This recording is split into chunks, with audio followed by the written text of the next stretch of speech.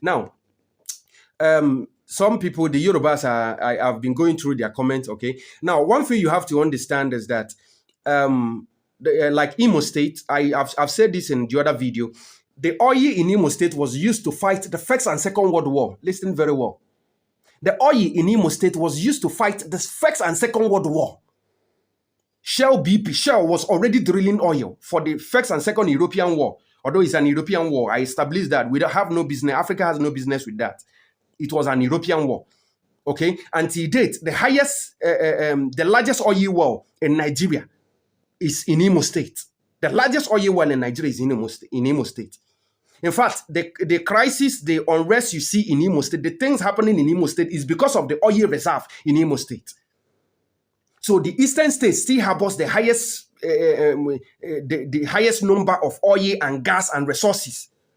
Do you understand that? So nobody is interested in whatever you have in your own plane, in your own place. Nobody is interested in that.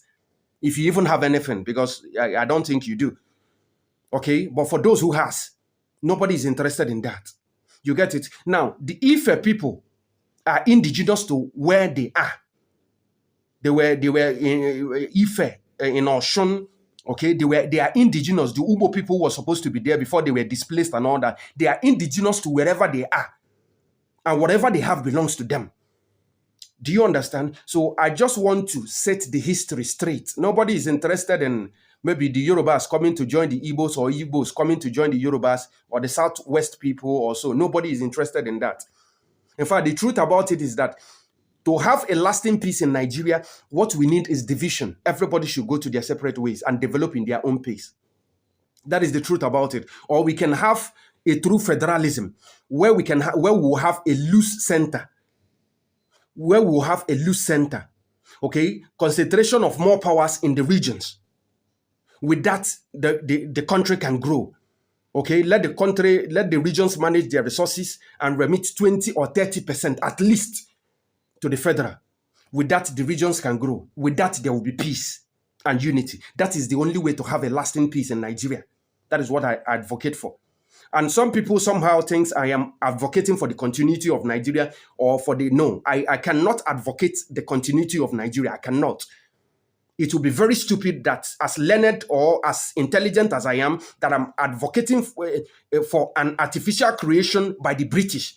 A white man created a country for me, drafted a constitution for me, created a name for me and asked me to bear. And I'll be proud bearing that name. That would be very stupid of me. So I am not advocating for the continuity of Nigeria.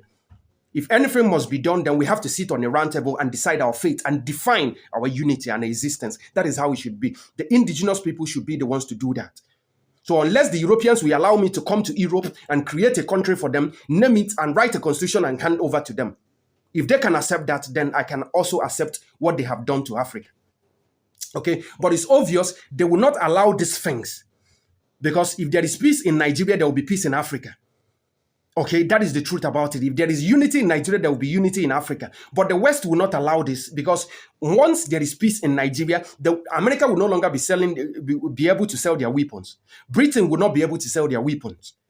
France will no longer be able to sell their weapons and all that. So these are the things. So the best thing is keep sowing the seed of discord. Make sure there is no peace in Africa, in Nigeria, so that we can be selling our weapons because that is what they know. Once we sell, we steal their resources. So that is just the truth about it. Okay, so I'm just here to draw clarity. Okay, nobody is coming to take your land or take your place and all that. Nobody is also asking you. So what we are saying is, just as Israel comes to Igbo land every year because they know that they say, and which they know that the Igbos share ancestry with them through God, which of course it is true. I have established this before, that Israel are the kids, they are the children of Igbos. Okay, the Hebrews are the children of the Igbos. Okay, I don't know if I've posted the video, but I will post it. Okay, so that is just how it is. So wherever you are, wherever you find yourself, you can tell your children or you can also come for homage. Okay, these people, we share ancestry with them. That is just all, nothing else.